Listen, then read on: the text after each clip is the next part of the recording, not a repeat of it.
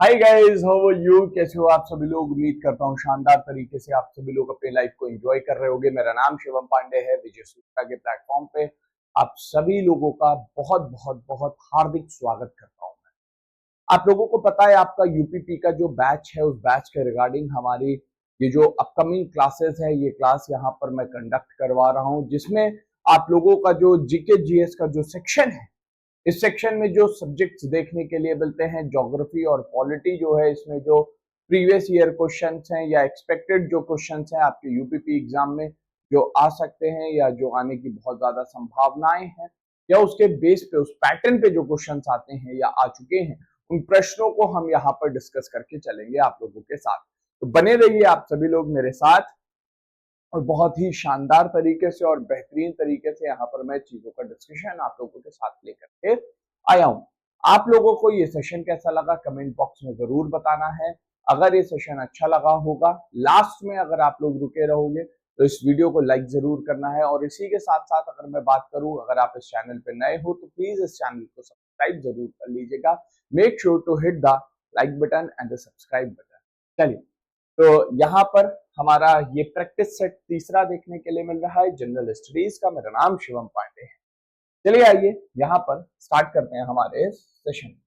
पहला क्वेश्चन आप सभी लोगों के स्क्रीन पर देखने के लिए मिल रहा है और यहाँ पर पूछ रहा है which layer of the earth is known as sial. यहाँ पर पृथ्वी की किस परत को सियाल कहा जाता है? Which layer of the earth is known as sial. यहाँ पर कोर, मैंटल, अपर क्रस्ट या फिर लोअर क्रस्ट। कोर, मैंटल, ऊपरी भूपर्पटी या फिर निचली भूपर्पटी। जब हम यहाँ पर पृथ्वी के आंतरिक संरचनाओं के बारे में बात करते हैं तो ये थोड़ी सी हमारे लिए इंपॉर्टेंट होती है। अगर आप देखोगे, ये पृथ्वी की सबसे ऊपरी सतह हमें यहाँ पर देखने के लिए मिल जा रहा है। ये क्या है? पृथ्वी का सतह देखने के लिए मिल रहा है। इसी को हम लोग आसान भाषा में या अंग्रेजी भाषा में सरफेस भी कहते हैं। ठीक है, अगर हम सरफेस से देखें पृथ्वी के मध्य तक, यानी कि यहाँ पर इस मध्य को हम लोग यहाँ पर कहते हैं कोर। कहते हैं इसको कोर के नाम से भी जाना जाता है। ठीक है, it is also known as core या फिर सेंटर इसको हम लोग कहते हैं। ठीक है, आप इसको मध्य जरूर लिखिएगा, कोर और अभी मत लिखिए। अभी आप यहाँ पर सेंटर लिख सकते हैं। अगर हम देखेंगे सतह से लेकर के पृथ्वी के आंतरिक संरचना तक की जो दूरी होगी, ये कितनी होती है? 6370 किलोमीटर्स की यहाँ पर हमें ये डिस्टेंस देखने के लिए मिल जाता है। कितना डिस्टेंस है? 6370 किलोमीटर।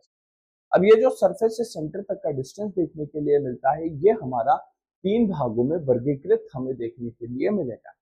सबसे पहले आपको यहाँ पर देखने के लिए मिल जाता है जिसको हम लोग क्रस्ट के नाम से जानते हैं। किस नाम से जानते हैं? क्रस्ट के नाम से जानते हैं, और क्रस्ट को ही भूपर्पटी भी यहाँ पर कहा जाता है। क्लियर? अगर आप देखोगे क्रस्ट का जो डिस्टेंस है वो सतह से लेकर के 80 किलोमीटर तक का यहाँ पर इसका डिस्टेंस देखने के लिए मिलेगा। इसी को हम लोग भूपर्पटी यानी कि क्रस्ट भी कहते हैं। इसके बाद अगर हम आए 80 किलोमीटर से लेकर के टिल 80 किलोमीटर्स, आपको 2900 किलोमीटर तक, यहाँ पर 2900 किलोमीटर तक आपको देखने के लिए मिलता है मैंटल। क्या है? मैंटल। और मैंटल के बाद अगर मैं बात करूं 2900 किलोमीटर से लेकर के 6370 किलोमीटर तक हमारे पास आता है कोर। यहां पर एक चीज और याद रखिएगा, दैट एज भी पहला पॉइंट जो आपकी परीक्षा में आ सकता है। अगर मैं कोर के बारे में बात करूं, सॉरी मैंटल के बारे में बात करूं, क्या क्रस्ट से शुरू करूं? क्रस्ट के बारे में जब मैं बात करता हूं तो क्रस्ट में जो धातु देखने के लिए मिलती है उसका जो संख्या है वो कम है एज कंपेयर टू गैर धातु पदार्थ। तो यहाँ पर नॉन मेटल्स यानी कि गैर धातु, नॉन मेटल्स अधिक मात्रा में पाए जाते हैं किसके अपेक्षा? धातु के अपेक्षा, as compare to the metal. इसके बाद अगर हम देखें तो हमें देखने के लिए मिलता है मैंटल। मैंटल के अंदर धातु और गैर धातु की जो मात्रा है वो सामान्य देखने के लिए मिलती है। नॉन मेटल्स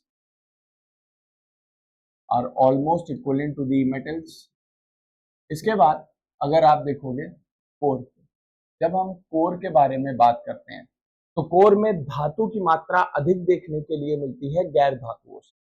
यहां पर metals are much much more than the non metals.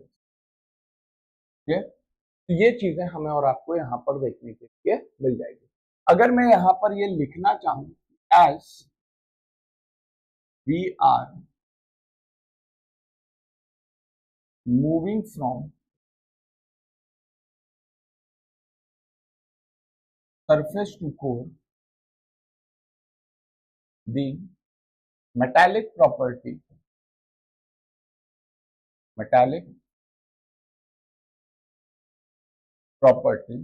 of the earth is increasing। तो आप इससे एग्री करोगे, करना पड़ेगा, कोई अदर ऑप्शन नहीं। इसके बाद जब हम क्रस्ट से आगे बढ़ते हैं तो क्रस्ट से आगे आपको यहाँ पर देखने के लिए मिलेगा, ये जो क्रस्ट है ये दो भागों में वर्गीकृत देखने के लिए मिलता है। ऊपरी भूपर्पटी होती है और निचली भूपर्पटी हमें यहाँ पर देखने के लिए मिलती है। अपर क्रस्ट है और हमें यहाँ पर देखने के लिए मिलेगा लोअर। मेरे भाई यहाँ पर एक चीज याद रखिएगा, ये जो अपर क्रस्ट हमें यहाँ पर देखने के लिए मिलता है, इसी अपर क्रस्ट को हम लोग सीएल के नाम से भी जानते हैं। क्या कहते हैं इसको हम लोग? सीएल का मतलब होता है सिलिका प्लस एल्यूमिनियम, और इसी लोअर क्रस्ट को हम लोग सिमा के नाम से जानते हैं, सिलिका प्लस मैग्नीशियम, सिमा। क्लियर? तो सीएल और सिमा हमारे पास है। इसके बाद अगर आप थोड़ा सा नीचे की तरफ आओगे तो ये जो मेंटल है, ये मेंटल दो पार्ट में डिवाइडेड देखने के लिए मिलेगा। 80 किलोमीटर से लेकर के फ्रॉम 80 किलोमीटर टिल 450 किलोमीटर हमारे पास आता है अपर मेंटल। 450 किलोमीटर हमें देखने के लिए मिलेगा अपर मेंटल। यहाँ पर ये है हमारा अपर मेंटल, और 450 किलोमीटर से लेकर के 2900 किलोमीटर तक का जो एरिया देखने के लिए मिलेगा, ये है हमारा लोअर मेंटल।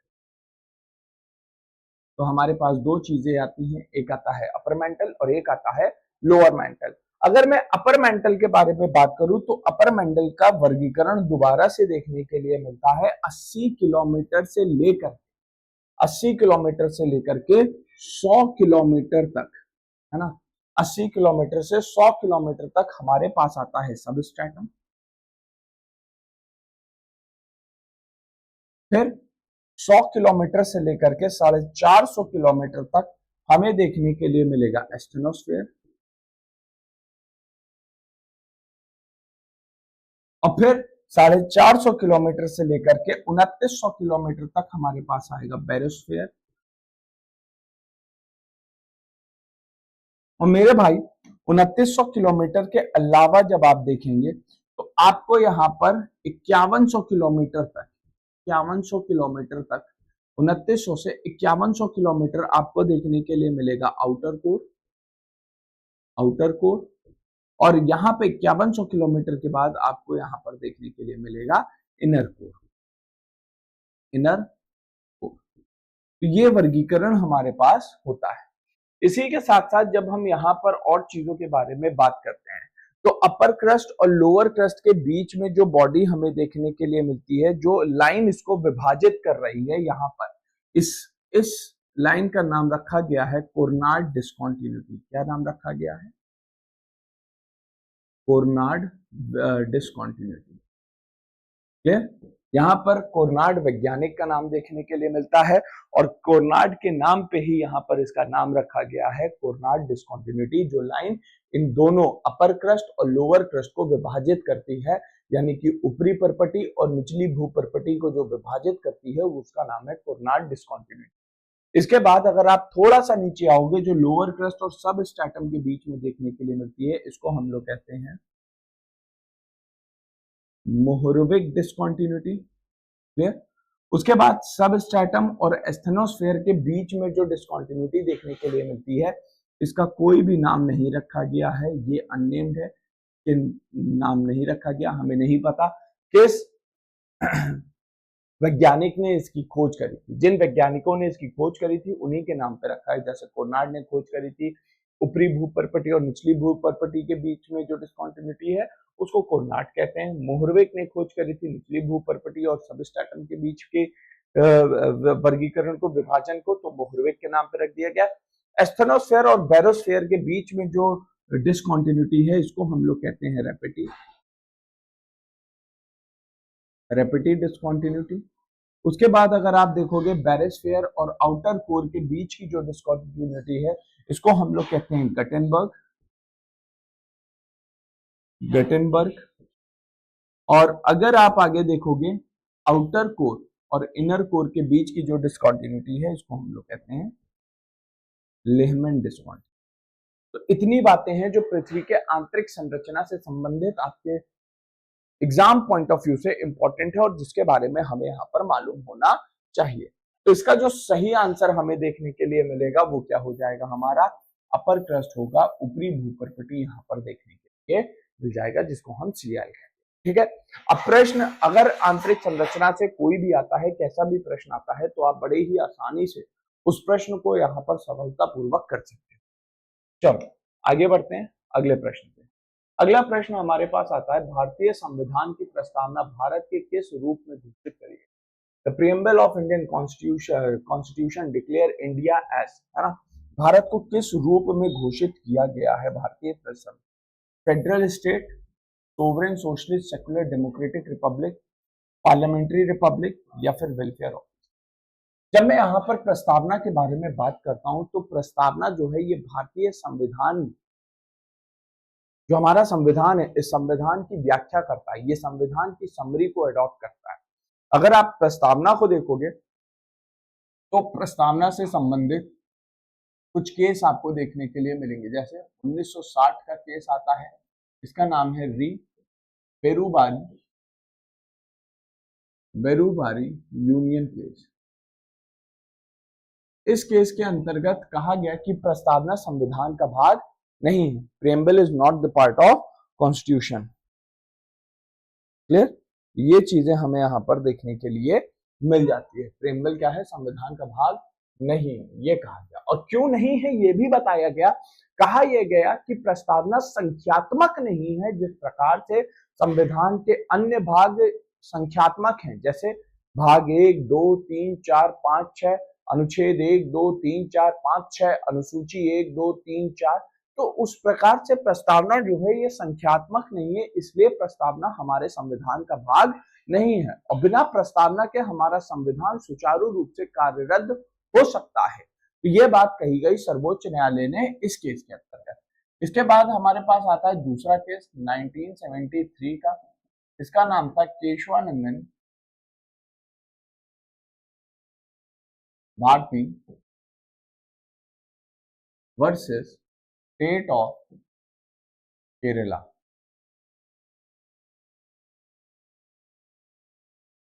इसके बारे में जब हम बात करते हैं तो इस केस के अंतर्गत ये बताया गया कि जो हमारी प्रस्तावना है ये प्रस्तावना संविधान का भाग है। और दूसरा सवाल यहाँ पर यह पूछा गया कि क्या प्रस्तावना में संशोधन किया जा सकता है, तो यहाँ पर जवाब आया कि हाँ, हमारी प्रस्तावना के अंतर्गत संशोधन भी किया जा सकता है। और फिर इसी केस के बाद हमने 42वां संविधान संशोधन किया, 42nd कॉन्स्टिट्यूशन अमेंडमेंट एक्ट 1976, और हमने हमारी प्रस्तावना में 3 शब्दों को जोड़ा, 3 वर्ड्स, 3 शब्द यहाँ पर हमारी प्रस्तावना के अंतर्गत जुड़े। वो कौन कौन से? सोशलिस्ट, सेकुलर और इंटीग्रिटी देखने के लिए मिलते हैं। कौन कौन से? सोशलिस्ट, सेकुलर और इंटीग्रिटी। इन 3 शब्दों को यहां पर जोड़ा गया। इसके बाद जब हम देखते हैं अगले प्रश्न, अगली केस को, तो यहाँ पर 1995 का एक केस आता है जिसका नाम है LIC ऑफ इंडिया केस। ठीक है। इस केस के अंतर्गत कहा गया कि प्रस्तावना संविधान का आंतरिक हिस्सा है। क्या है? आंतरिक हिस्सा, यानी कि इंटीग्रल पार्ट यहां पर बताया गया। आंतरिक हिस्सा है कौन? प्रस्तावना, हमारे संविधान का। ठीक है। यहां पर एक चीज और कही गई और ये कहा गया कि प्रस्तावना ना तो हमारी विधायिका को शक्ति प्रदान करती है और ना ही विधायिका की शक्ति को छीनती है। दूसरी चीज जो इस केस के अंतर्गत बताया गया वो ये कहा गया कि जब भी संविधान की व्याख्या करनी हो तो उस स्थिति में प्रस्तावना का सहारा लिया जा सकता है, क्योंकि प्रस्तावना हमारे संविधान की व्याख्या करती है इस वजह से। यानी कि preamble contains the summary of the Indian constitution. ये चीजें हमें देखने के लिए मिल जाती है। ठीक,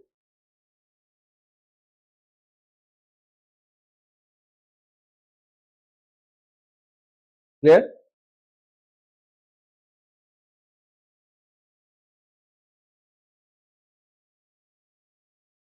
चलिए आगे बढ़ते हैं।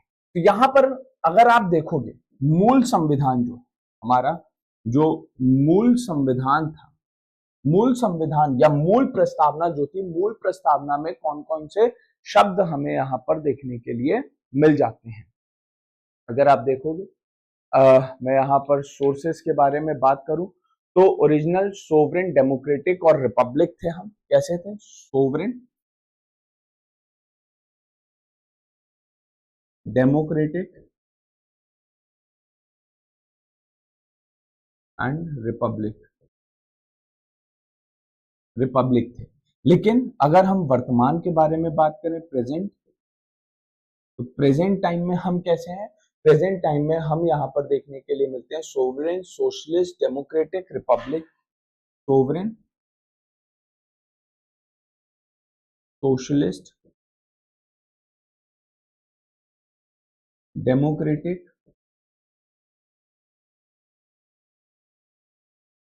रिपब्लिक। और ये जो इंटीग्रिटी शब्द देखने के लिए मिलता है इसको जोड़ा गया है यूनिटी के साथ, यूनिटी के साथ। ठीक है, तो ये चीजें यहां पर हमें देखने के लिए मिलती है। Sovereign socialist secular democratic Republic, तो बी क्या हो जाएगा यहाँ पर? सही जवाब हमें देखने के लिए मिल जाता है ना। तो ये चीजें यहां पर हमें देखने के लिए मिलेगी। चल आगे बढ़ते हैं अगले प्रश्न पर। अगला प्रश्न यहाँ पर क्या कह रहा है? Which river is known as sorrow of Bihar? Bihar का शोक किसे कहा जाता है ना? बिहार का शोक यहाँ पर कोसी नदी को कहा जाता है। Kosi river, Kosi river is known as the sorrow of Bihar. इसके बाद एक प्रश्न और आता है, सॉरो ऑफ बंगाल। बंगाल का शोक किसे कहते हैं? दामोदर नदी को, दामोदर, इसको कहते हैं दामोदर को, सॉरो ऑफ बंगाल। क्लियर? तो कौन सी हो जाएगी? Kosi is the right answer. Kosi नदी यहां पर सही जवाब हो जाएगी। चलिए आगे बढ़ते हैं अगले प्रश्न पर। अगला प्रश्न फिर से संविधान से संबंधित है। The term socialist, socialist in होना चाहिए, ये साथ में जुड़ गया है। In the preamble was added by which amendment? 42वां संविधान संशोधन, 44वां संविधान संशोधन और 52वां संविधान संशोधन, 61वां संविधान संशोधन।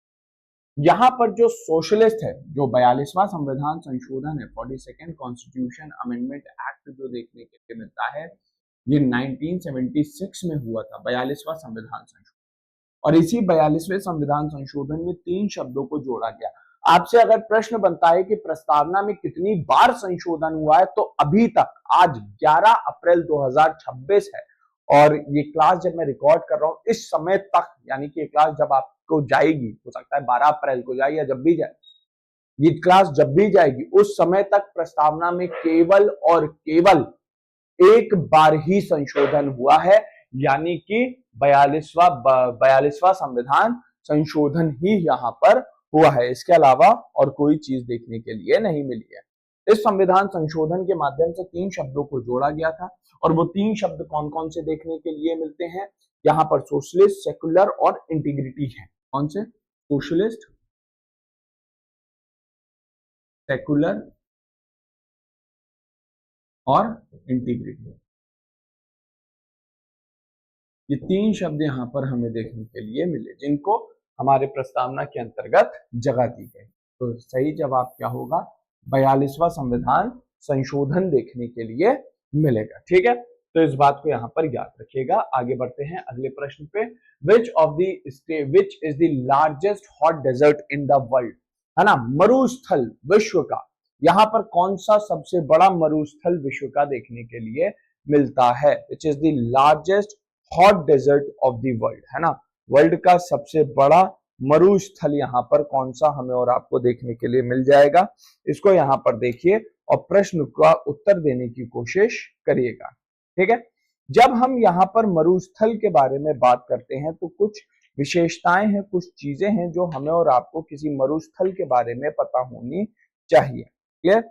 अब वो विशेषताएं क्या क्या है उसके बारे में मैं आपसे बात करता हूं, लेकिन आप सबसे पहले यहाँ पर इन चीजों को देखिए और उत्तर करने की कोशिश जरूर करिएगा कमेंट बॉक्स में या कहीं पे भी जहां पर आपको सहूलियत लगे, जहां पर आपको सही लगे कि क्या चीजें हो सकती हैं यहाँ पर। मेरे भाई, जब हम यहाँ पर बात करते हैं डेजर्ट के बारे में, मरुस्थल के बारे में, तो डेजर्ट होता क्या है ना, what is the desert? Desert के बारे में बात करते हैं। Desert are geographically defined as the region with the minimum biodiversity and the vegetation density. Clear? The desert is defined as the region with minimum biodiversity and vegetation density। अगर हम यहाँ पर बायोडाइवर्सिटी के बारे में बात करते हैं तो जीव जंतु और वेजिटेशन का मतलब वनस्पति जहां पर बहुत कम है उसको हम मरुस्थल के नाम से जानते हैं। जब हम यहाँ पर वेजिटेशन डेंसिटी, वनस्पति वन, इनके बारे में बात करते हैं तो नंबर ऑफ ट्रीज पर किलोमीटर स्क्वायर वाले एरिया में देखते हैं, और ऐसी जगह जो कि अनडिस्टर्ब्ड है, अनडिस्टर्ब्ड बाय ह्यूमंस, जहां पर आपका और हमारा हस्तक्षेप ना के बराबर है या है ही नहीं, उन एरिया को यहां पर काउंट करते हैं। नहीं तो आप 150 पेड़ तो अपने 1 किलोमीटर के एरिया में गिन ही डालोगे कहीं ना कहीं। ठीक है, तो ये चीज नहीं, ऐसे क्षेत्र जो जहां पर इंसानों का हस्तक्षेप ना के समान हो या हो ही ना। ठीक है, अब अगर मैं यहाँ पर डेजर्ट के बारे में बात करता हूं तो डेजर्ट में जो वेजिटेशन डेंसिटी होती है ये 10 से कम होती है। क्या होता है? जो वेजिटेशन डेंसिटी जो मरुस्थलों में होती है वो 10 से कम होती है। आमतौर पर मरुस्थल का नाम आते ही, डेजर्ट का नाम आते ही हमारे दिमाग में एक बड़ा सा रेतीला मैदान देखने के लिए मिल जाता है, तो वो तो है ही है डेजर्ट। उसके साथ साथ आपको और भी कई सारी चीजें डेजर्ट के फॉर्म में ही देखने के लिए मिलेंगी। जैसे आपको यहाँ पर दे रहा है सहारा, थार, गोबी, कालाहारी, यहाँ पर हर एक चीज है। पहले मैं यहाँ पर डेजर्ट के बारे में बता दूं तो डेजर्ट दो तरीके से हमें और आपको यहाँ पर देखने के लिए मिलेगा। It is of the two different type. आपको based on the latitudinal location, अक्षांश के आधार पर डेजर्ट्स का, मरुस्थल का विभाजन किया गया है, और उस डेजर्ट की जो सरफेस कैरेक्टरिस्टिक देखने के लिए मिलती है उसके आधार पर भी हमने मरुस्थल का वर्गीकरण किया हुआ है। तो डेजर्ट दो पार्ट में डिवाइडेड है। पहला बेस्ड अपॉन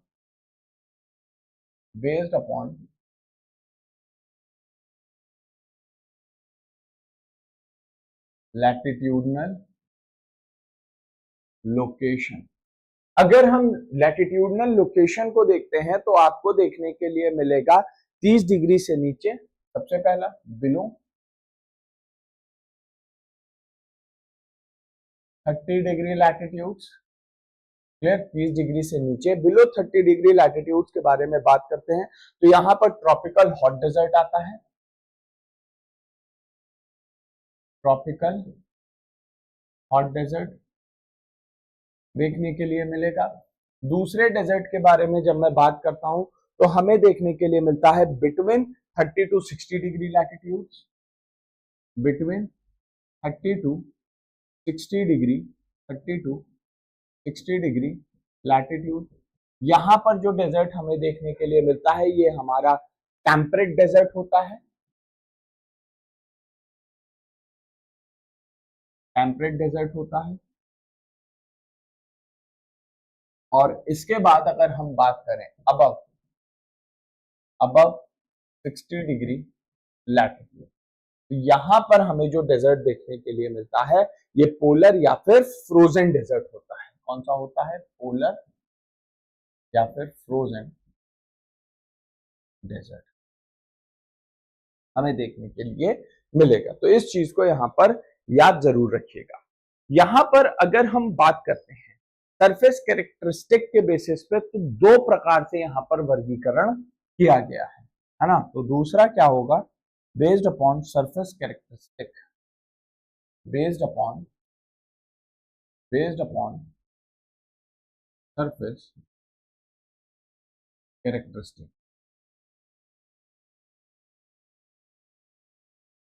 अगर हम यहां पर देखें तो हमें यहां पर देखने के लिए मिलेगी कुछ चीजें, जैसे बिटवीन 0 टू 60 डिग्री लैटिट्यूड, सबसे पहला between 0 degree to 60 degree latitude. जब हम इसके बारे में बात करते हैं तो तीन प्रकार का मरुस्थल यहां पर आता है, तीन प्रकार का मरुस्थल हमें देखने के लिए मिलेगा। एक रॉकी डेजर्ट, रॉकी, दूसरा टोनी डेजर्ट और तीसरा सैंडी। ये तीन प्रकार के यहां पर होते हैं। Above 60 degree, above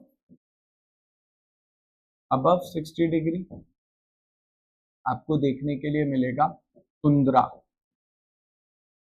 tundra reason यहां पर आ जाता है। ठीक है, तो ये चीजें हैं जिनके बारे में हमें यहां पर मालूम होना चाहिए। तो अगर आप देखोगे तो यहां पर सही जवाब जो होगा ये सहारा होगा। सहारा जो है ये 11 देशों से पास होता है। इट पासेस थ्रू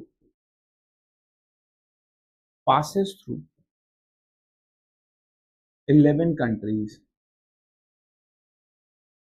इससे 11 देशों से ये पास होता है। ठीक है, सहारा 11 देशों में देखने के लिए मिलेगा, है ना। अगर आप अफ्रीका को देखते हो तो अफ्रीका के उत्तरी हिस्से में यहां पर आपको सहारा देखने के लिए मिल जाता है। ठीक, और 11 छोटे छोटे अलग अलग देश हमें यहाँ पर देखने के लिए मिलेंगे। तो ये बातें हैं जिनके बारे में हमें सबसे पहले मालूम होना चाहिए। ठीक है, चलो आगे बढ़ते हैं अगले प्रश्न पर। ठीक, गोबी डेजर्ट चाइना में है। छठा प्रश्न, India is described as union of state in which article. अब यहां पर अगर हम अनुच्छेद को देखते हैं तो अनुच्छेद 1 के अंतर्गत कहा गया है India that is Bharat shall be the union of states. India जो कि भारत है ये राज्यों का एक संघ है, ये कहां पर बताया गया है? ये हमें बताया गया है अनुच्छेद 1 में। अनुच्छेद 2 के बारे में अगर हम बात करते हैं तो अनुच्छेद 2 ये कहता है कि संसद के पास यहाँ पर शक्ति है कि वो भारत के राज्यों में किसी भी प्रकार का परिवर्तन कर सकती है। Parliament has the power to make the changes, parliament has the power to make the changes in the state. अब ये जो अनुच्छेद 2 है, ये अनुच्छेद 2 अधूरा अनुच्छेद है। अनुच्छेद 2 को पढ़ा जाता है किसके साथ? अनुच्छेद 3 के साथ पढ़ा जाता है। अनुच्छेद 3 यहाँ पर ये कहता है कि संसद चाहे तो राज्यों के क्षेत्रफल को घटा सकती है या तो क्षेत्रफल को बढ़ा सकती है, या दो से ज्यादा राज्यों को एक साथ मिला करके एक नया राज्य बना सकती है। कोई राज्य है उसके नाम में परिवर्तन कर सकती है। इसी के साथ साथ कुछ राज्यों को या फिर कई राज्यों के हिस्सों को काट करके एक नया राज्य यहां पर बना सकती है। ठीक है, तो ये चीजें हमें यहां पर देखने के लिए मिलती है। तो ये शक्ति यहां पर किसके पास है? ये शक्ति यहां पर हमें देखने के लिए मिलेगी अनुच्छेद 3 में। अनुच्छेद 4 ये कहता है कि अनुच्छेद 3 के अंतर्गत जो भी परिवर्तन किया गया है, जो भी चेंजेस किए गए हैं, परिवर्तन कैसे? राज्यों की सीमा में घटाया गया है, राज्यों की सीमा को बढ़ाया गया है, राज्यों के नाम में परिवर्तन किया गया है, इसको भारतीय संविधान के अनुच्छेद 368 के अंतर्गत संशोधन नहीं माना जाएगा। क्या नहीं माना जाएगा? जो भी परिवर्तन अनुच्छेद 2 और 3 के अंतर्गत किया गया है वो भारतीय संविधान में संशोधन नहीं माना जाएगा। वह केवल और केवल एक साधारण विधेयक देखने के लिए मिलेगा। कैसा विधेयक है? ऑर्डिनरी बिल यहां पर देखने के लिए मिलता है, ऑर्डिनरी बिल। अब ये विधेयक कैसे पास होता है, थोड़ा इसको भी याद रखिएगा। मान लीजिए किसी राज्य के नाम में परिवर्तन करना है या कोई राज्यों में परिवर्तन करना है, कोई भी चीज है जिसमें परिवर्तन हमें करना है, तो इसके लिए खाका तैयार किया जाता है, यानी कि एक ड्राफ्ट तैयार किया जाता है। और ये जो खाका यहाँ पर देखने के लिए मिलेगा, इसको तुरंत तैयार कौन करेगा? मिनिस्ट्री ऑफ होम अफेयर यहाँ पर इसको तैयार करती है, गृह मंत्रालय द्वारा यह खाका यहाँ पर तैयार किया जाता है। क्लियर? तो इसको थोड़ा सा ऐसे लिख लो, ministry of home affair MHA जो है वो खाका बनाती है।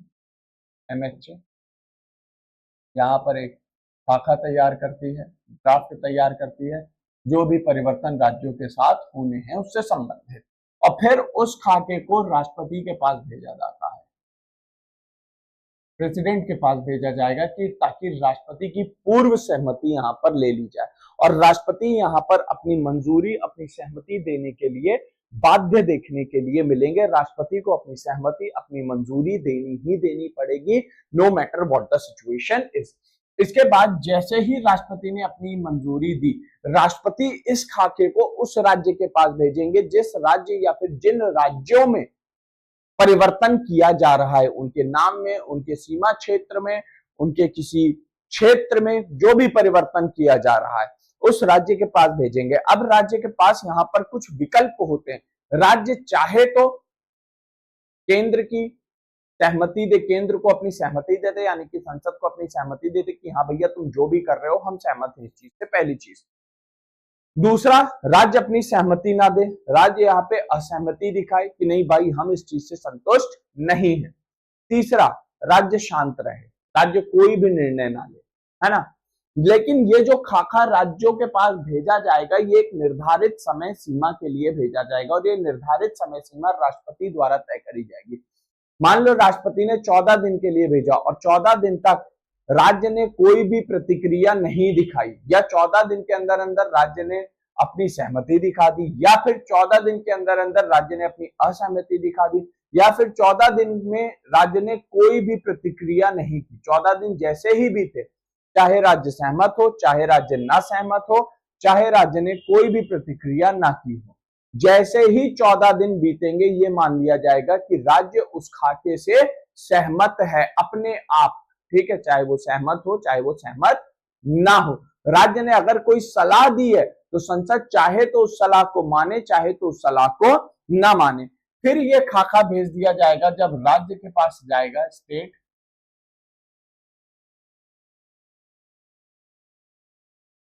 लेजिस्लेटिव असेंबली, इसके पास जब ये खाका जाएगा, इसने अपनी सहमति दी नहीं दी, जो भी किया, फिर ये चला जाएगा संसद के पास, पार्लियामेंट है ना, संसद के पास। और संसद हमारी क्या करेगी? संसद यहां पर इसको साधारण बहुमत से, यानी कि सिंपल मेजॉरिटी, अब ये साधारण बहुमत क्या होती है? सिंपल मेजॉरिटी से इसको पास कर देगी, और जैसे ये पास हो जाएगा, जो भी इसके अंतर्गत बातें लिखी गई थी वो यहाँ पर मान्य हो जाएंगी, लागू हो जाएंगी। जब हम यहाँ पर सिंपल मेजॉरिटी के बारे में बात करते हैं तो सिंपल मेजॉरिटी होता क्या है, इसको थोड़ा सा समझिएगा। सिंपल मेजॉरिटी यहाँ पर जो साधारण बहुमत होता है, जब मैं इसके बारे में आप लोगों से डिस्कस करता हूं तो ये जो सिंपल मेजॉरिटी हमें और आपको यहाँ पर देखने के लिए मिलता है, ये सिंपल मेजॉरिटी यहाँ पर बताती है, जैसे मान लीजिए 100 व्यक्ति हैं सदन में, उदाहरण के तौर पर मैं बता रहा हूँ, 100 व्यक्ति सदन में उपस्थित, अब उन 100 व्यक्तियों में से सिर्फ और सिर्फ 70 व्यक्ति ऐसे हैं जिन्होंने वोटिंग में भाग लिया। उस 70 में से 60 व्यक्ति ऐसे थे जिन्होंने योग्य मतदान किया है। 10 लोगों का मतदान जो था वो रिजेक्ट कर दिया गया, इनवैलिड हो गया। तो उन 60 में से आधे का एक ज्यादा 50 प्लस 1, 60 का 50 प्लस 1 कितना हो जाएगा? 30 प्लस 1 यानी कि 31। 31 लोग जिसकी तरफ वोट देंगे वो यहां पर पास माना जाएगा, वो चीज यहां पर, वो काम यहां पर किया जाएगा। 100 में से बहुमत कितनों की होगी? 51 की होगी। लेकिन वोट कितनों ने दिया है? 70। और 70 में से अगर आप देखोगे बहुमत जो होती है वो 36 लोगों की देखने के लिए मिलेगी। लेकिन यहाँ पर 31 लोगों ने जिसको कह दिया वही काम मान्य होगा, क्योंकि वास्तविकता में तो 60 लोगों ने ही वोट किया था। ठीक है, ये साधारण बहुमत होती है। तो उम्मीद करता हूं ये चीज आपको समझ में आई होगी। तो सही जवाब यहां पर हो जाएगा हमारा आर्टिकल नंबर 1। ये आर्टिकल 1 हमारा क्या होगा? यहां पर सही जवाब देखने के लिए मिलता है। चलिए आगे बढ़ते हैं अगले प्रश्न पर और देखते हैं अगला प्रश्न यहाँ पर क्या कह रहा है। विच soil is best suitable for cotton cultivation, है ना। कॉटन के लिए सबसे बेहतरीन सॉइल मिट्टी कौन सी है? वो है काली मिट्टी, ब्लैक सॉइल। अगर मैं कपास के बारे में बात करूं तो इंडियन सब कॉन्टिनेंट में, भारतीय उपमहाद्वीप में, याद रखना, इंडियन सब कॉन्टिनेंट में पहली बार जो कपास उगाई गई थी वो सिंध में उगी थी।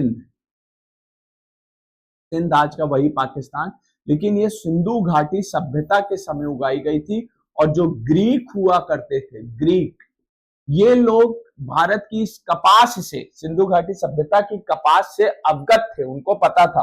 और इसी वजह से ये लोग इस कपास को बुलाते थे सिंडोन। क्या बुलाते थे?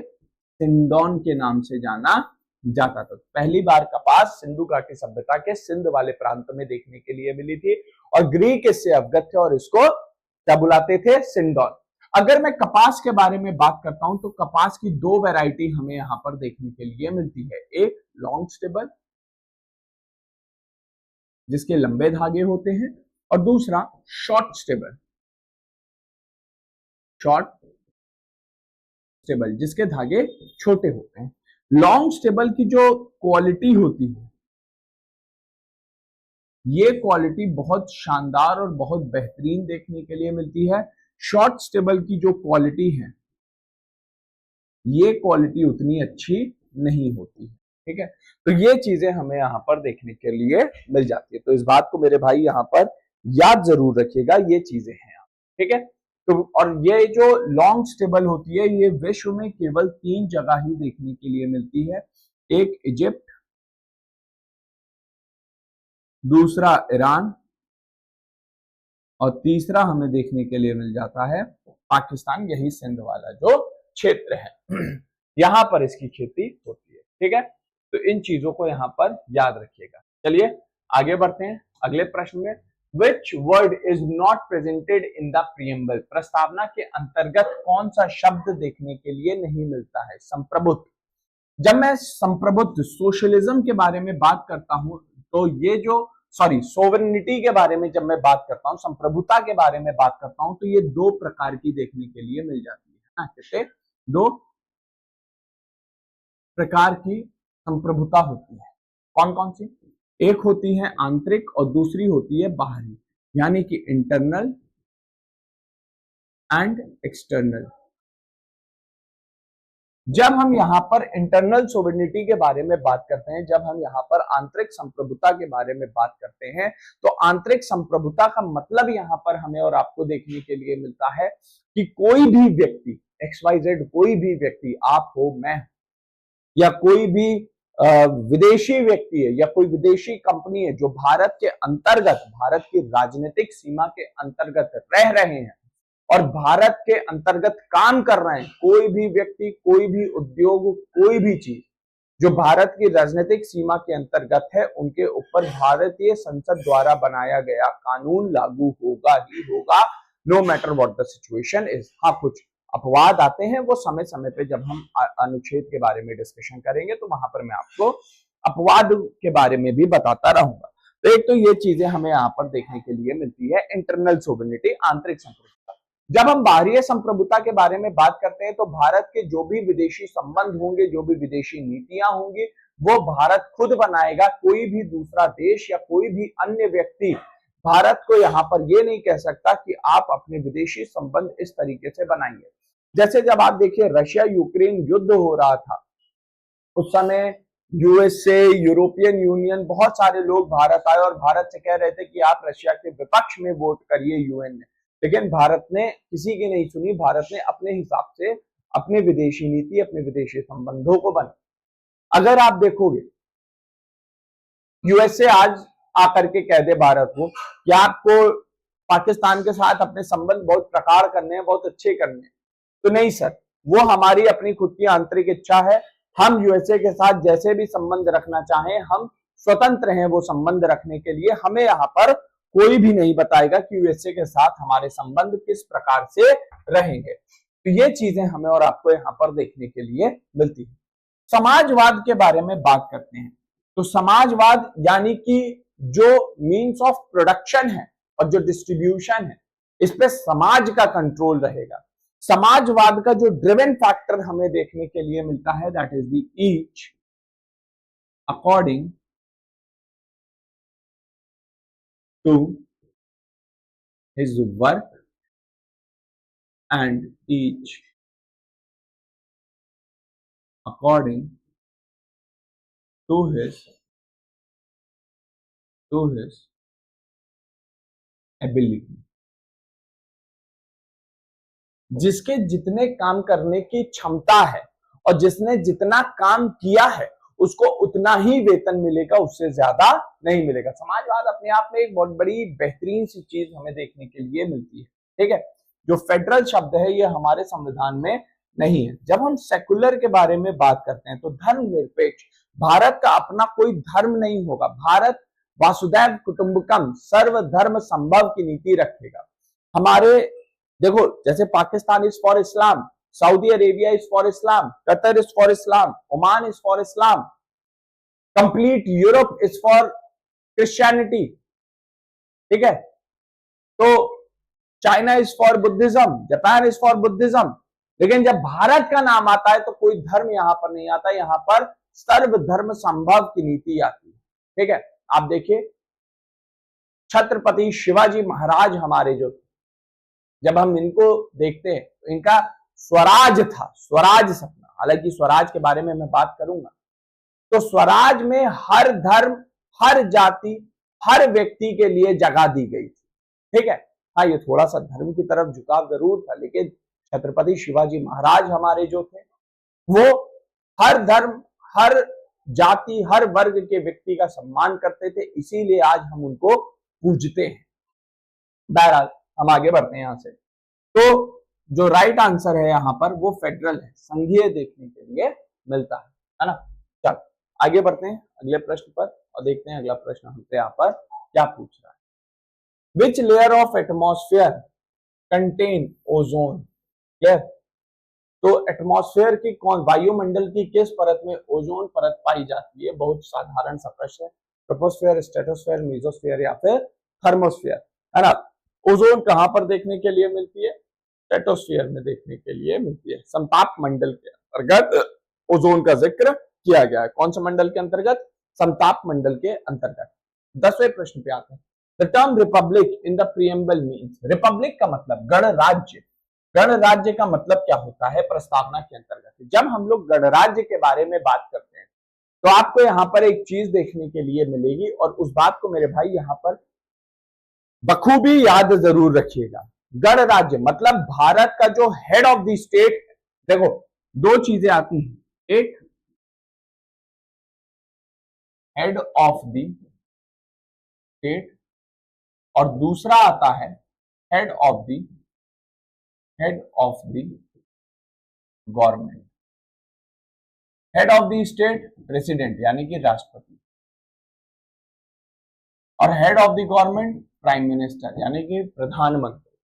तो यहां पर रिपब्लिक का मतलब यह होता है कि भारत का जो हेड ऑफ द स्टेट है वो इलेक्टेड है, जनता द्वारा चुना गया नुमाइंदा है। हाँ बहरहाल अप्रत्यक्ष रूप से ही हमने हमारे राष्ट्रपति का चयन किया है, लेकिन चयनित है, यहां पर राजा रानी का शासन नहीं है, तो इसीलिए इसको गणराज्य कहते हैं। तो हमारे यहाँ मोनार्कियल रूल नहीं है, राजा रानी का शासन नहीं है, हमारे यहाँ किसका शासन है? हमारे यहाँ जनता का शासन है, हमारे यहाँ संविधान से चीजें चलती है, हमारा देश संविधान से चलता है। तो ये चीज हमें यहाँ पर देखने के लिए मिल जाती है। तो यहाँ पर क्या है? रूल बाय द किंग नहीं सर, राजा का द्वारा शासन नहीं है। हेरिडिटरी हेड, वंशानुगत शासन नहीं है भारत में, यानी कि राजा का बेटा ही राजा बनेगा, हेरिडिटरी हेड भी नहीं है। Elected head of the state, जी हाँ, है ना, निर्वाचित राज्य प्रमुख हमें यहाँ पर देखने के लिए मिल जाते हैं। तो ये चीजें हमें और आपको यहाँ पर देखने के लिए मिली, इस बात का बखूबी यहाँ पर याद जरूर रखें। इसके बाद मेरे भाई जब हम आगे बढ़ते हैं तो हमारे पास अगला प्रश्न आता है। अगला प्रश्न हमसे पूछ रहा है, which country is known as the dark continent? Asia, Africa, Europe, Australia. Dark continent हम लोग यहाँ पर किसको कहते हैं? किस महाद्वीप? अच्छा, वैसे यहाँ पर कंट्री नहीं होना चाहिए, है ना, विच कॉन्टिनेंट होना चाहिए, किस महाद्वीप को। अच्छा, महाद्वीप लिखा भी है, मैंने कंट्री पढ़ दिया होगा, आई एम सो सॉरी। किस महाद्वीप को डार्क महाद्वीप कहा जाता है ना, अंधकार महाद्वीप कहा जाता है। तो यहाँ पर इसका जो सही जवाब देखने के लिए मिलेगा वो है अफ्रीका। देखो, अंग्रेजों ने ऐसी चीजें बनाई, अंग्रेजों ने ऐसी व्यवस्था बनाई जो जहां पर सामने वाले को नीचा दिखाया जा सके। तो इस वजह से यहाँ पर अंग्रेज हमारे अंदर काले गोरे का भेद लेकर के आते हैं। ठीक है, गाना भी बनाया गया है हमारी सिनेमा में, काले गोरे का भेद नहीं, हर दिल से हमारा नाता है। ठीक, तो यहाँ पर रेशियल बिटरनेस को खत्म करने की बात कही गई। कहां पर? मतलब भारत के अंतर्गत, और ये शब्द जो दिया गया है अफ्रीका के लिए। अगर मैं अफ्रीका के बारे में बात करूं तो अफ्रीका को आप देखिए, अफ्रीका में बहुत ही अधिक मात्रा में खनिज पाए जाते हैं और बड़े भिन्न भिन्न प्रकार के खनिज आपको अफ्रीका के अंतर्गत देखने के लिए मिलेंगे। जैसे बहुत सारे खनिज हैं, लेकिन अगर आप यूरोप को देखोगे, यूरोप में उतनी मात्रा में खनिज नहीं मिलते, फिर भी यूरोप एक संपन्न देश देखने के लिए मिल जाता है और अफ्रीका एक गरीब देशों में इसकी गिनती होती है। ऐसा क्यों है? क्योंकि अफ्रीका की जो पॉलिसी है, जो नीति है, वही इसको गरीब बनाती है। यहां पर एक पॉलिसी फॉलो होती है, नियो कॉलोनिज्म। क्या होता है? नियो कॉलोनिज्म की नीति को फॉलो किया जाता है। नियो कॉलोनिज्म के बारे में जब हम यहाँ पर बात करते हैं तो नियो कॉलोनिज्म का मतलब होता है जिन्होंने इनके ऊपर शासन किया है वही इनके माई बाप हैं। तो इस वजह से नियो कॉलोनिज्म ये लोग यहाँ पर फॉलो करते हैं और अपने सारे के सारे खनिज बेच देते हैं किसको? यूरोप। तो जिसकी वजह से इनका विकास हो नहीं पाता। आगे बढ़ते हैं 12वें प्रश्न पर। The parliament can alter the boundary of the state under which article 1, 2, 3 या फिर 5? कौन सा अनुच्छेद देखने के लिए मिलता है जहां पर पार्लियामेंट राज्यों की बाउंड्री को घटा सकती है, बढ़ा सकती है? अभी मैंने आपके साथ डिस्कस किया यहाँ पर 3 के बारे में। यहां पर अगर आप देखिएगा हमारे पास आता है पार्ट 1, भाग 1, यूनियन एंड इट्स टेरिटरी। इसके अंतर्गत आपको देखने के लिए मिलेंगे अनुच्छेद आर्टिकल 1 2 आर्टिकल 1 2 आर्टिकल सॉरी बोल रहा हूं आर्टिकल 1 2 आर्टिकल, ठीक, 1 से 4 हमें यहाँ पर देखने के लिए मिल जाएगा और अनुच्छेद 3 यहाँ पर हमारा सही जवाब देखने के लिए मिलता है। अभी मैंने पिछली स्लाइड में आपको इसके बारे में एक्सप्लेन किया। चलिए आगे बढ़ते हैं 13वें प्रश्न पे। Which is the longest river in the world? Amazon, Nile, Yangtze या फिर मिसिसिपी? विश्व की सबसे बड़ी नदी यहाँ पर कौन सी देखने के लिए मिलती है? वो है रिवर नाइल। कौन सी है? नाइल नदी यहाँ पर देखने के लिए मिल जाती है। ठीक है, अफ्रीका की नदी है। यहाँ पर अगर आप देखोगे व्हाइट नाइल और ब्लू नाइल मिल करके नाइल नदी की उत्पत्ति करती है। Preamble was inspired by the constitution of USA, UK, Canada या फिर ऑस्ट्रेलिया। जो भारतीय प्रस्तावना देखने के लिए मिलती है ये कहां से इंस्पायर्ड है ना? ये जो प्रस्तावना है हमारे भारत की, इसका स्रोत क्या है, इंस्पिरेशन क्या है? मैं आपको यहाँ पर उदाहरण के तौर पर बताना चाहूंगा कि यूएसए का जो संविधान, यूएसए की जो प्रस्तावना है वो विश्व की पहली ऐसी प्रस्तावना देखने के लिए मिलती है जिसके पास मतलब यूएसए का संविधान विश्व का पहला ऐसा संविधान है जिसके पास अपनी खुद की एक लिखित प्रस्तावना है, और हमारा इंस्पिरेशन भी क्या है, यूएसए देखने के लिए मिलता है। लेकिन आप देखोगे हमारी प्रस्तावना के जो शब्दावली है वो कहां से प्रेरित है, वो फ्रेंच रेवोल्यूशन से प्रेरित देखने के लिए मिलता है ना। फ्रांस की जो क्रांति हुई थी वहां से प्रेरित है। 15वें प्रश्न पे आते हैं, which type of rainfall is common in equator, cyclonic, orographic, conventional या फिर फ्रंटल। इस प्रश्न को देखिएगा और कमेंट बॉक्स में इसका आंसर करने की कोशिश जरूर करिएगा। तो मेरे भाई उम्मीद करता हूं ये जो सेशन है ये आप लोगों को अच्छा लगा होगा, आप लोगों ने इस सेशन को पसंद किया होगा। अगर आप यहाँ तक आए हो तो 200% आपको कुछ सीखने के लिए जरूर मिला होगा।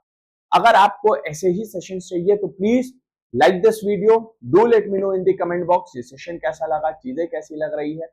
ठीक है, प्लीज अपना वैल्यूएबल फीडबैक जरूर शेयर करिएगा। तब तक के लिए नमस्कार, जय Hind, Vande Mataram, bye bye, thank you, जय हिंद एवरीवन।